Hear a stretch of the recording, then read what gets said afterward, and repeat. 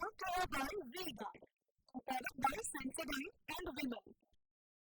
We are Zubal.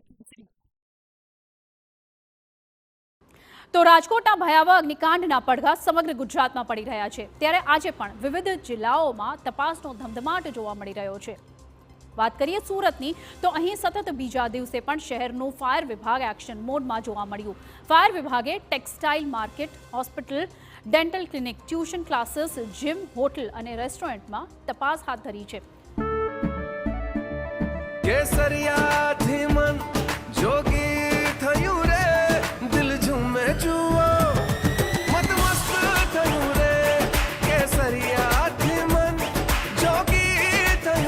हर पल मनाओ केसरी त्योहार. विमल, बोलो जुबान केसरी. ખાસ તો ફાયર એનઓસી કે બીયુ પરમિશન ન હોવાના પગલે અનેક એકમોને સીલ કરવામાં આવ્યા હતા. આ તરફ રાજકોટમાં પણ લાયસન્સ અને ફાયર એનઓસી વગરના 8 ગેમ ઝોન સામે ફરિયાદ દાખલ કરવામાં આવી છે. તો આણંદ ફાયર વિભાગ પણ એક્શનમાં આવ્યું છે અને વિવિધ વિસ્તારોમાં દરોડા પાડીને સેફટીનું સઘન ચેકિંગ હાથ ધરાયું છે. ફાયર સેફટીના અભાવે અહીં ગોલ્ડ મલ્ટીપ્લેક્સ તેમજ રિલાયન્સ સ્માર્ટ મોલને સીલ કરવામાં આવ્યું છે. તો આ તરફ બોટાદમાં પણ તપાસ દરમિયાન ખાનગી હોસ્પિટલો, ભીડવાળી જગ્યાઓ તેમજ મોલમાં મોટા પાયે ફાયર સેફટીનો અભાવ જોવા મળ્યો હતો. અહીંની કૃષ્ણા હોસ્પિટલમાં ફાયર સેફટીના સાધનો એક્સપાયરી ડેટના હોવાનું સામે આવતા નોટિસ પાઠવવામાં આવી છે. તો તપાસના ધમધમાટ વચ્ચે સુરતના પૂણા વિસ્તારમાં ખાનગી સ્કૂલોને પણ સીલ કરવામાં આવી છે.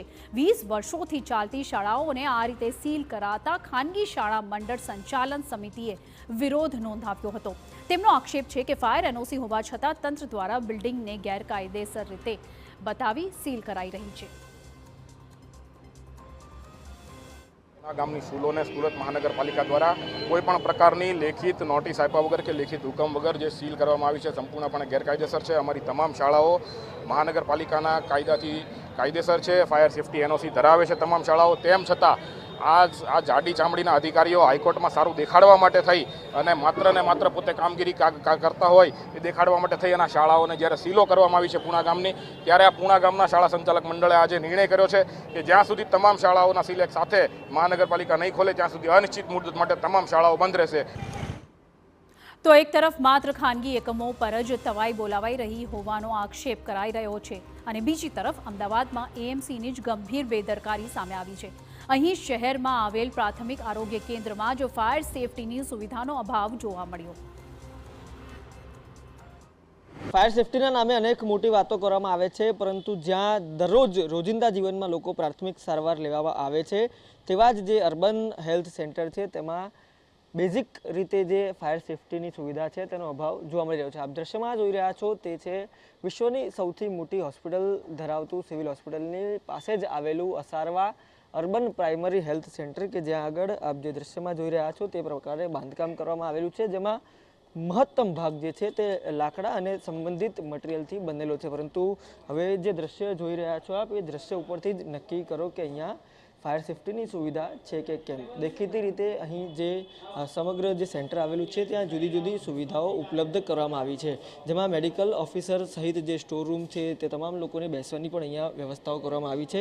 હજુ પણ આપ જે દ્રશ્ય જોઈ રહ્યા છો ત્યાં આગળ મહત્તમ જે દસ્તાવેજો છે તે મૂકવામાં આવ્યા છે. આ ઉપરાંત જે લાકડાનું મટીરિયલ છે તે બનાવીને જે વસ્તુઓ છે તે ઊભી કરવામાં આવી છે, પરંતુ જ્યાંથી શરૂ કરીને લઈને અહીંયા સુધી જે પહોંચ્યા છે ત્યાં તમામ જગ્યા ઉપર જે ફાયર સેફટીની સુવિધા છે તે ક્યાંય પણ જોવા નથી મળી રહી.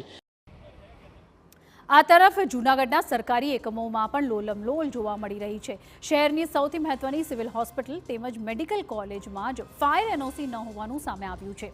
ચોંકાવનારી વાત તો એ છે કે ફાયર વિભાગ દ્વારા સિવિલ હોસ્પિટલને એક નહીં પરંતુ 8 વખત નોટિસ પાઠવવામાં આવી હતી, પરંતુ તંત્રના પેટનું પાણી જ નથી હલ્યું. Medical college